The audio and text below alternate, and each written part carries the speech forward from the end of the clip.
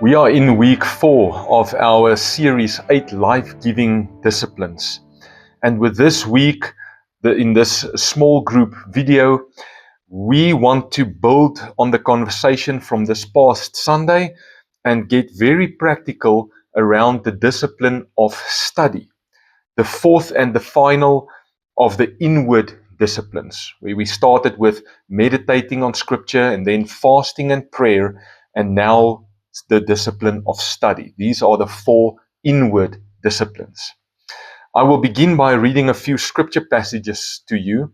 You will remember that on Sunday we looked at Romans 12 verse 1 and 2 and also Philippians 4 verse 8 to 9. If you want to read that together as a small group once again, please do that, and especially if you were not at church on Sunday.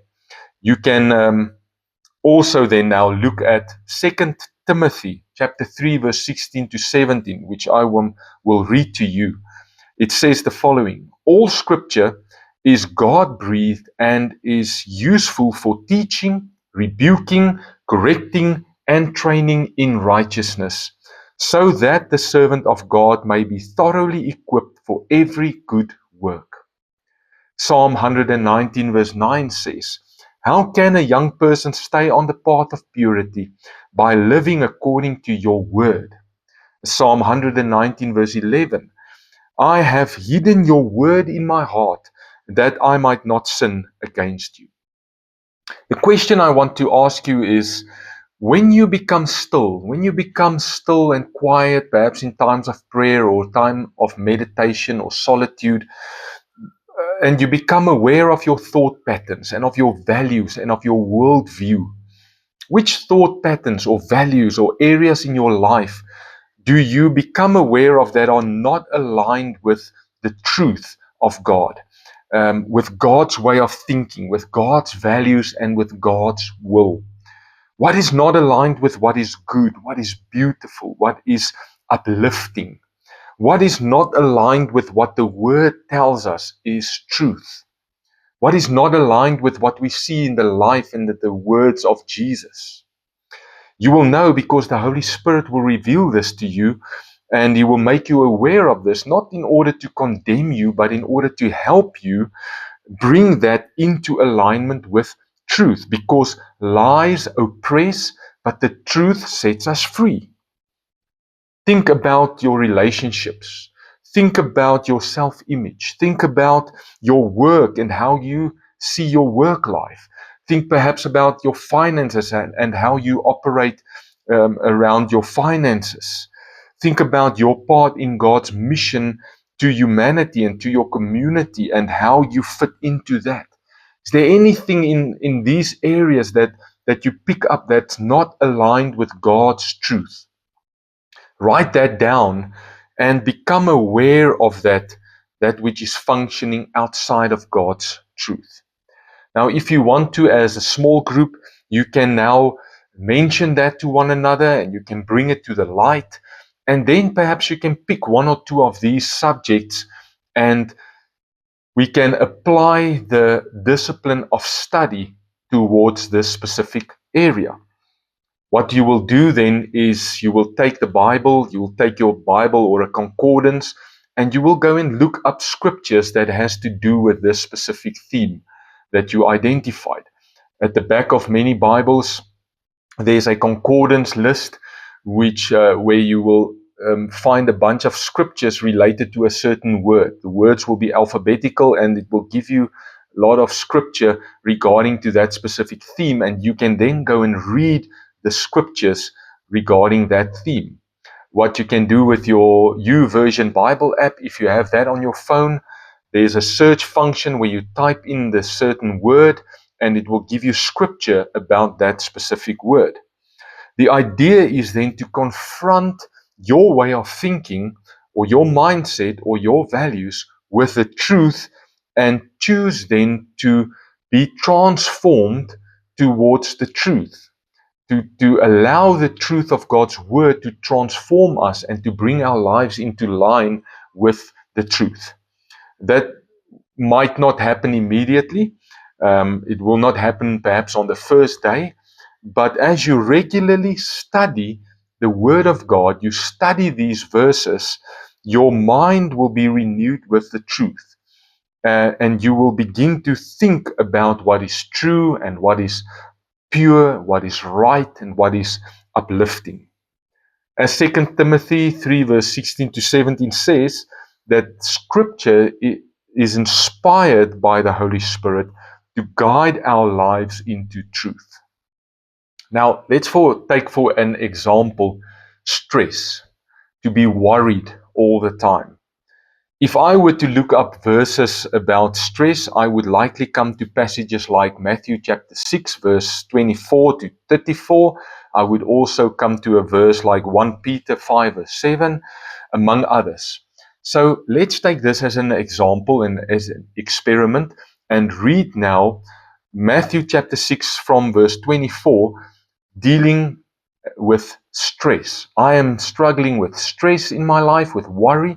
I'm taking this to the Word. I've come upon the Scripture, and now I'm reading the Scripture. It says, no one can serve two masters. Either you will hate the one and love the other, or you will be devoted to the one and despise the other. You cannot serve both God and money. Therefore, I tell you, do not worry about your life, what you will eat or drink, or about your body, what you will wear. Is not life more than food and the body more than clothing? Look at the birds of the air. They do not sow or reap or store away in barns, and yet your heavenly Father feeds them. Are you not much more valuable than they? Can any one of you, by worrying, add a single hour to your life? And why do you worry about clothes? See how the flowers of the field grow. They do not labor or spin. Yet I tell you that not even Solomon in all his splendor was dressed like one of these. So if that is how God clothes the grass of the field, which is here today and tomorrow is thrown into the fire, will he not much more clothe you, you of little faith? So do not worry, saying, what shall we eat? Or what shall we drink? Or what shall we wear? For the pagans run after all these things, and your heavenly Father knows that you need them. But seek first his kingdom and his righteousness, and all these things will be given to you as well. Therefore, do not worry about tomorrow, for tomorrow will worry about itself. Each day has enough trouble of its own. Now, remember, when we read the Scripture and when we study, when we do Bible study, we start with interpreting before we move to application. What we want to interpret, what was Jesus saying to his original audience in this portion of Scripture? What did he want them to understand? Now, when we study a passage of Scripture, you will always look at the context. In other words, what comes before this passage? What comes after this passage? Is this part of a bigger whole portion of Scripture? And when it comes to this section of Matthew chapter 6, for instance, we must remember that Jesus is speaking on the Sermon on the Mount, and this runs from chapter 5 to chapter 7, and chapter 6, which we just read, is in the middle of this whole conversation. Jesus is speaking to a diverse crowd of people, rich and poor. He's teaching them what kingdom people think like and how they live, which is different from worldly ways of thinking and living. Think, for instance, for a moment how the Romans would think about riches and about money and about clothes and stuff like that. Even the Pharisees and the priests had a certain way of thinking about this. And Jesus challenges his followers and says to them, you need to change the way you think. You need to think different about clothes and about food and about the material stuff, because it is causing you to live with worry, and I don't want you to live with worry and with stress. So perhaps for a moment, just pause the video here and and talk and discuss a little bit about what Jesus is saying here about worry and how we should think about material needs. Don't apply this yet to your life. Don't bring it over to our modern context yet. Just interpret what was Jesus saying to his original listeners. Interpret. Take a few moments and try and discover what Jesus is saying to his original audience.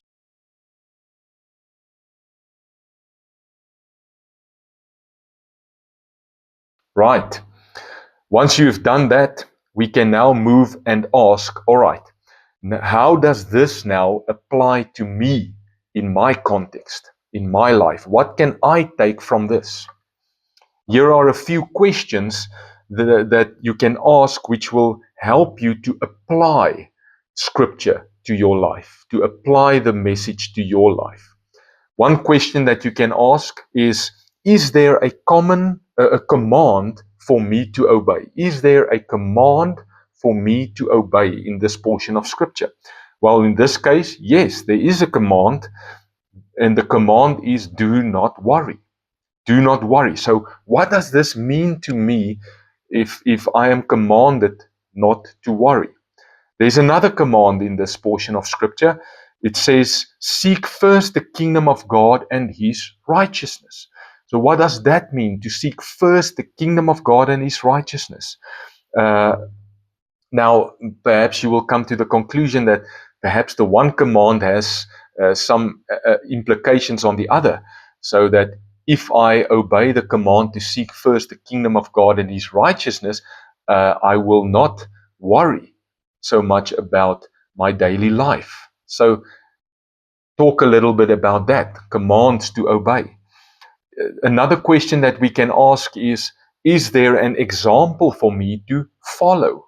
In this case, yes, there is examples in this portion of scripture. Jesus uses the birds of the air and the flowers of the field as examples for me to look at and to follow. What does these examples teach me about how I should think about material and earthly things? What does it teach me about my worth? What does Jesus want to communicate through these examples? Another question is there a warning for me? Yes, in this portion of scripture, there is a warning. The warning is, I cannot serve mammon or money and God together. Where my treasure is, there my heart will also be. These are warnings about things I must guard against or stop doing. So pause the video again for a few moments and discuss the application of this passage to your life, in your group. Use examples, try and make it practical. How will the message of Jesus that he communicated to his original hearers, how does that apply to me now through asking these questions? You can discuss that for a few moments.